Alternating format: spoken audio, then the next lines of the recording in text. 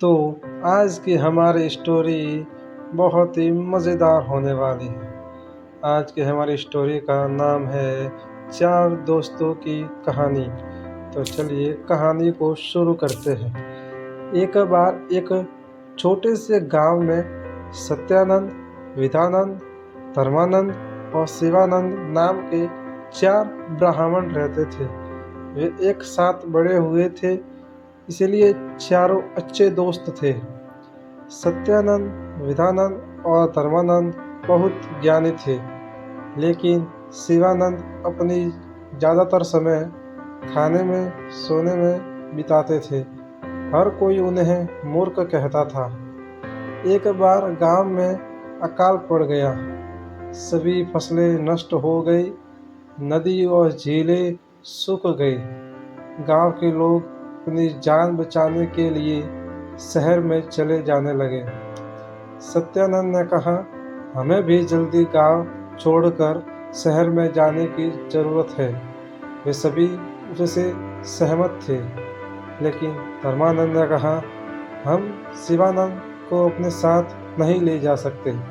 उसके पास कोई कौशल या सीख नहीं है, वह हम पर बोझ होगा। विद्यानंद ने कहा, हम उसे कैसे छोड़ सकते हैं, हम एक साथ बड़े हुए हैं। फिर वे सभी शिवानंद को साथ में ले जाने के लिए तैयार हो गए। उन्होंने सभी आवश्यक चीज़ों को एक साथ पैक करके शहर जाने के लिए निकल पड़े। रास्ते में उन्हें एक जंगल पार करना पड़ा।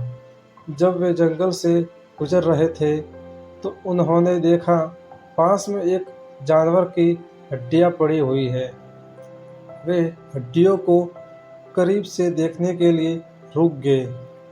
विधानंद ने कहा, यह एक शेर की हड्डियां हैं। सभी लोग सहमत थे। सत्यानंद ने कहा, यह हमारे शिक्षा का परीक्षण का शानदार समय है। मैं हड्डियों को जोड़ सकता हूँ। इतना कहते ही वह हड्डियों को एक साथ लाकर एक शेर का कंकाल बना दिया। विद्यानंद ने कहा, मैं इस कंकाल पर मांस और त्वचा लगा सकता हूँ। जल्द ही एक बेजान और शेर उसके बगल में लेट गया। धर्मानंद ने कहा, मैं इस शेर के शरीर पर जीवन दे सकता हूँ। लेकिन इससे पहले कि वह आगे बढ़े, शिवानंद ने उसे रोक लिया। उसने कहा, नहीं, आप ऐसा नहीं कर सकते। यदि आप उस शेर में जान डाल देंगे तो यह हम सबको खा जाएगा। नाराज धर्मानंद चिल्लाया, तुम कायर हो। तुम मुझे मेरी शिक्षा का परीक्षण करने से रोक नहीं सकते। तुम यहाँ हमारे साथ हो क्योंकि हम तुम्हें लेकर आए हैं।